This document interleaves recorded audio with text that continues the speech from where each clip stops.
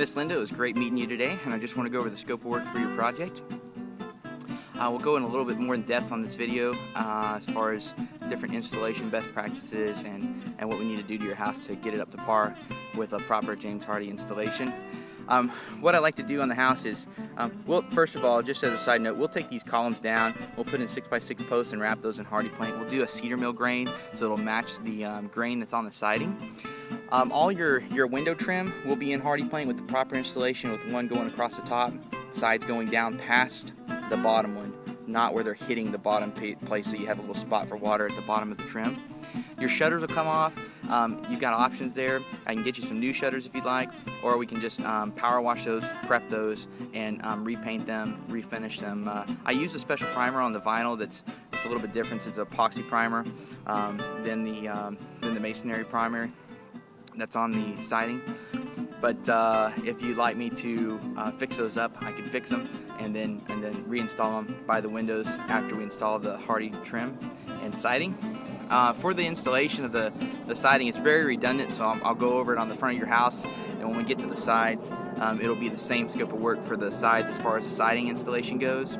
The siding installation is tearing off all your siding, all your existing siding, getting down to the studs in the insulation. I supply 2 rolls of insulation for pocket fills and things like that need to happen in case you have not properly installed bats of insulation there. And then we'll fix all the areas on the house that maybe have some wood rot. If it's small items, I'm not going to charge you any extra. I don't like to charge anything. Once you know the price of your project, that's it. If you have a huge area, like I'm talking, let's say like the whole wall right here was rotten out, which just from what I see, that's not going to be the case. Then we need to talk about the cost for taking care of some of that rotten wood. But the price of the project is what it is, and I don't charge any extra money for the project for those fixes. So I'll take care of any of those little fixes on the house. We'll put up the OSB, which is a 7/16 OSB, 1/2 inch oriented strand board, and then I'll put all the proper flashing. On this case, just in the front of the house here, I'll show you a couple spots. What we do is put a 4-inch roll galvanized flashing go across the top. It's a coated galvanized so that the paint will adhere to it, and the primer will adhere to it better than if it was just electro galvanized with the oils of the flashing not letting the primer adhere to the flashing too well. So this one allows it to really adhere well to the flashing, and it'll go up the wall right here in the front. And then we'll start our starter strip and start our siding installation after we install our trim. So all your corners, windows, doors, inside corners, everything, including this little freeze board, which is right up here on the soffit area. So right up there on the soffit area, we're gonna put a little piece of 1x2 Hardie, and it'll be a textured 1x2 in fiber cement. Install that first. It's called the freeze board. Butt the siding up to it. All my trim is installed first, and then the siding installed up to the trim for a butt-to application, so you have none of these big holes by the trim where the siding is currently installed like now. After we're done with the siding installation, which by the way, 16 gauge brad nails on the trim, 1 3/4 ring shank coil siding nails on the siding. Everything's blind nails, so you don't see anything like you see over here on this side. You see a lot of nails in that field. None of those nails will be there. It'll be all blind nailed, so you don't see any big headed nails anywhere on the siding itself. And on the trim, it's installed with 16 gauge brad nails so that it gives it a real clean look. It's just a little T-nail head, and when we putty that over, it looks really great and you can't see it. Especially with the textured trim, it blends in really well. On the garage here, we're going to wrap the garage door frame by wrapping the complete frame of the garage door in Hardie plank. And then up next to the brick, anywhere that the brick touches the house with the siding, we're going to be putting masonry there. It's going to be mortar. Use a Type S mortar we'll put in there, and it'll make the transition nicer as opposed to just smearing caulking all over the brick area right there. Anywhere that you have gutters, the gutters will stay, and then we'll do the fascia overlay on anywhere that you do not have gutters on the home. We're also going to take that little 1x2 off right by the it's called a drip board, right by the shingle. Take that off and replace it completely with Hardie plank, and then overlay the existing fascia after making necessary repairs, like up here in this corner, with the 5/16 material, which will give it a real nice look and a real great curb appeal. Here on the left side of the house, we'll hide this wire inside the wall, going up the framing and notching for what's necessary. You'll get a new gable vent right here when we do the installation, and of course all the trim will be a hardy plank. So everything on the wall is going to be hardy plank. I do recommend that you keep your soffits, so I estimated for that, keeping your soffits. We'll prep them. There's a corner over there by the chimney that I don't like. We'll have to fix that soffit material, so that'll get some repairs to it. But for the most part, your soffits look really good, and they do not need to be replaced. We'll be able to coat those, and it'll give you a 25-year warranty with the Sherwin-Williams paint. This band board will go away all around here, and we'll do the lap siding all the way up, keep it real fluent. The lap siding also allows us to get rid of a lot of those nails, so you don't see any nails in the fields, as opposed to when you do the sheets like you've got down here at the bottom. You'll see some field nails every once in a while. So it's a real clean look, and I think it'll look really great. All the flashing again will be installed above the doors and any kind of opening, and this is the corner up here that you've got some damage to your fascia we'll have to repair as well. The garage door will also get overlaid with hardy plank. So all the garage door frame will get overlaid with hardy plank, all that trim color right there. And then the garage doors and the trim is all painted. We're painting everything on the home except for the stucco.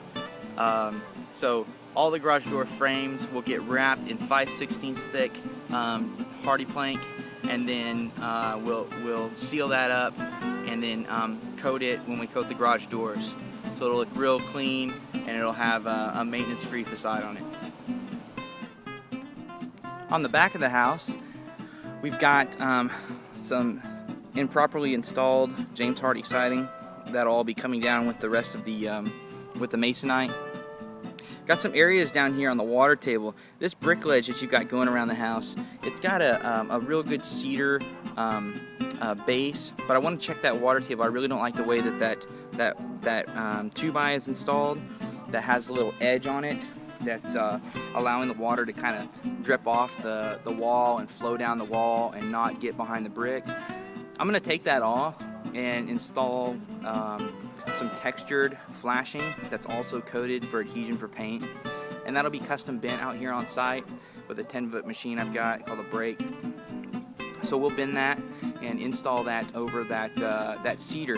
If the cedar is damaged behind that little board that's right there on the house, then I'll fix that before we do the flashing, obviously.